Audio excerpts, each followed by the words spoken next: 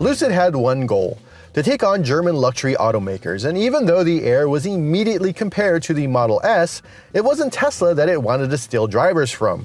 It was Mercedes, Audi, and BMW. Of course, the company is happy to take customers away from Tesla, but really, it's pitted the Lucid Air against the S-Class, the German luxury sedan. And while we've driven the Grand Touring and the Grand Touring Performance, both of those are actually quite pricey. This is the Lucid Air Touring with a starting price of $107,000, so it's a slightly more attainable Lucid Air.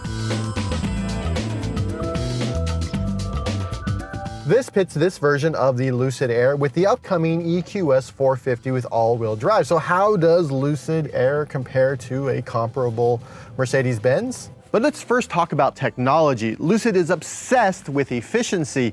The Lucid Air Touring has a range up to 425 miles from an 88 kilowatt-hour capacity pack. Now that is with the 19-inch wheels. Today we're rolling on the 20-inch wheels, which have a range of 384 miles according to the EPA. Meanwhile, the comparable EQS 450 has a range of 340 miles from a 107.8 kilowatt-hour pack. So if you sort of put those numbers together, yeah, this vehicle is a bit more efficient. For a lot of complicated EPA-tested reasons, in our range test on a cold day, this Air Touring gave us a range of 325 miles. Now remember, cold kills range. But even with the hit of driving on a cold day and of course the larger wheels, the Lucid Air Touring gave us 3.7 miles per kilowatt hour. That means for every kilowatt hour that's available in the battery pack, we could drive 3.7 miles. Meanwhile, the EQS 450 in the best conditions will give you 3.1 miles per kilowatt hour. So even with things going against it, the Lucid Air is more efficient. Then there's charging. The Air Touring will charge at 250 kilowatts, while the Mercedes-Benz EQS tops up at 200 kilowatts. Now, the reason the range and charging metrics are so important is that luxury car buyers want to minimize the amount of time they spent pulled over charging. Driver's assistance wise, well, Mercedes has a huge head start in that realm, and also it's one of the best on the market. Their lane centering is top notch, their adaptive cruise control is great. Lucid adaptive cruise control, it's good. Their lane centering could use some work. That said, this is still a new car company. These cars have only been on the road for a few months now, but every time I get in the car, their adaptive cruise control and lane centering has improved, so they are working on it.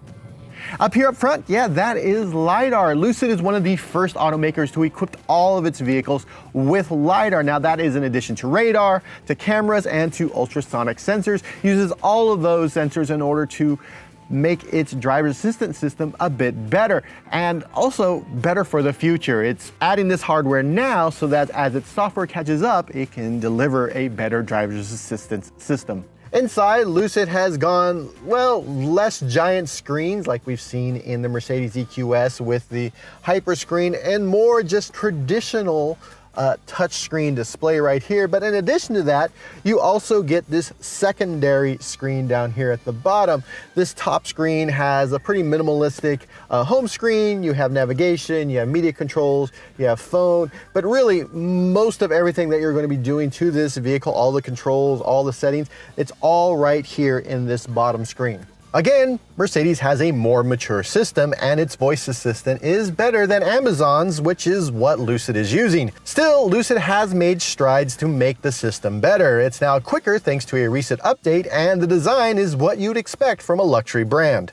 As for the driving experience, like the other Lucid Airs, this vehicle is quick, it's fast, it's smooth. It is a delight to drive. It's essentially a sports sedan and a luxury sedan package. This one only has 620 horsepower, which is a lot actually. But the Grand Touring Performance, you're talking over 1,000 horsepower. But it'll do 0 to 60 in 3.4 seconds, which is plenty fast for, well, everyone. You don't need to go 0 to 60 in under 2 seconds. And if you do, you can spend the extra money on the Grand Touring Performance. Interior fit and finish, well, it does feel like a luxury vehicle. You have this nice wood material right here. You have this pretty nice canvas. You also have Napa leather, which you'd expect in almost every luxury vehicle at this point. The seats aren't quite as plush as what you would find in a Mercedes-Benz, but they are comfortable. I found them to be, well, surprisingly comfortable during long drives. There is one thing though, I do wish these seats were about an inch lower. As a tall person, it feels like you have to scrunch down a little bit more than you should to get into this vehicle, and I feel like I'm sitting just a little bit too high while I'm driving. Here in the back though, well, first off, you have this door that opens up to 90 degrees, which makes it easier to get in and out of the vehicle. I will say that the seats in the back are actually more comfortable than the seats in the front, and because this vehicle has a smaller battery pack than the Grand Touring, you have a deeper footwell. In the Grand Touring, there's battery pack under here. In the Touring, there is not, so you have a more comfortable passenger experience. And when it comes to design, well, there is no contest. The Lucid Air looks much better than the EQS. Plus, you get something that you don't get on the EQS, and that is a frunk. The Lucid Air has a 7.1 cubic foot frunk that includes this top layer plus a little cubby hole under this false floor. So yes, the Lucid Air Touring is a proper luxury vehicle, and it does indeed compete with German sedans. But it's not an apples to apples comparison, because automakers like Mercedes have been around for over 100 years, and there are different approaches to what luxury means, especially when it comes to the interior. The Lucid Air Touring delivers pretty much everything we like about the Grand Touring, but in a less expensive package. It has a smaller battery and less power, but frankly, 600 horsepower is more than enough for everyone, and you're still getting a very nice luxury vehicle. For more automotive coverage from the outside of a World War II bunker, be sure to subscribe to Engadget.